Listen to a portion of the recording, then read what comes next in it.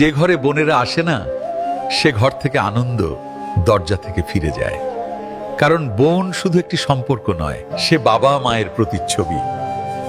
বোন হচ্ছে ভাইয়ের হৃদয়ের আলো এবং পুরো ঘরের রশ্মি।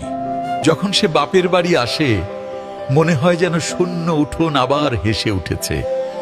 তার হাসিতে বরকত থাকে, তার কথায় শান্তি থাকে এবং তার দোয়ায় এমন শক্তি থাকে যা যে কোনো ঝড়কে থামিয়ে দেওয়া যায়। কিন্তু অনেক সময় আমরা সেই বোনকে সেই ভালোবাসা, সেই সম্মান দিতে পারি না যার সে যোগ্য। কখনো স্ত্রীর কথায় বা সমাজের ভয়ে, কখনো নিজের অহংকারে ডুবে আমরা তাকে অবহেলা করি। বোন কিছুই বলে না, শুধু চুপচাপ সহ্য করে। কিন্তু যখন বোনের হৃদয় ভাঙে, তখন তার নীরবতা সেই ঘরের দেয়ালে ধাক্কা খায় এবং ধীরে ধীরে সেই ঘরও শূন্য হয়ে যায়। যদি আপনার সাথেও এমন কিছু হয়ে থাকে, তবে আজই হৃদয় থেকে পুরনো অভিযোগগুলোকে একটি পুরনো মুদ্রার মতো দূরে ফেলে দিন। আপনার বোনকে আবার হৃদয়ে জায়গা দিন। তারপর দেখবেন ৩-৪ মাসের মধ্যে আপনার ঘর আবার হেসে উঠবে, সমস্ত আনন্দ ফিরে আসবে এবং আপনার হৃদয়ও শান্তি পাবে।